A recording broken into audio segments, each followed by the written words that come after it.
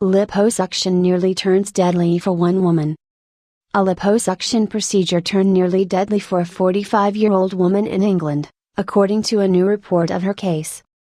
The woman developed a condition called fat embolism syndrome, a rare but dangerous complication that can arise from the operation, according to the report, published today, September 25, in the journal BMJ Case Reports. Fat embolism syndrome refers to a condition in which a globule of fat gets into a person's bloodstream and blocks off blood vessels, thus preventing blood flow, the authors wrote in the report. The condition is notoriously difficult to diagnose, and symptoms usually don't begin until 24 to 72 hours after the initial event. If left untreated, it can lead to inflammation throughout the body and organ failure. 27 Oddest Case Reports. In the woman's case, she underwent liposuction on her knees and lower legs. The goal of the surgery was to remove some of the bulk from her legs so that it would be easier for her to walk, the authors wrote. The surgery was uneventful, and afterward, she was transferred to another unit of the hospital to be monitored while she recovered. Within 40 hours of the surgery, however, doctors noticed that something was amiss. The woman's heart started racing, she became drowsy and her breathing slowed, causing a buildup of carbon dioxide in her blood, according to the report. The woman was transferred to the intensive care unit, where doctors performed a battery of tests to figure out what was wrong, the authors wrote. But currently, there are no gold standard nor validated diagnostic criteria for fat embolism syndrome, according to the report. In other words, there's no clear way to diagnose the condition.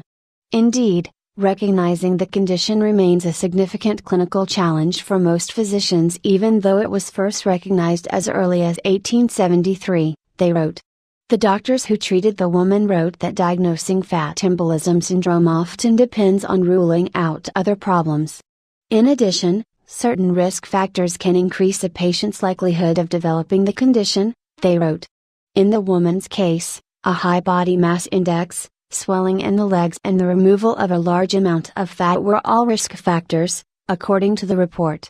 Fat embolisms caused by liposuction are rare, the doctors wrote in the report. Only a few cases have been documented in the medical literature, none of which took place in the UK, where the woman was treated. Instead, fat embolisms are most commonly linked to bone fractures and major traumas, such as serious car accidents. Liposuction is generally a safe procedure, the doctors added. The woman was kept in the intensive care unit for 12 days, where she was placed on a ventilator to help her breathe for the first 8 days, according to the report. The doctors noted that there aren't any specific treatments for fat embolism syndrome. Instead, patients are given supportive care until the body recovers on its own.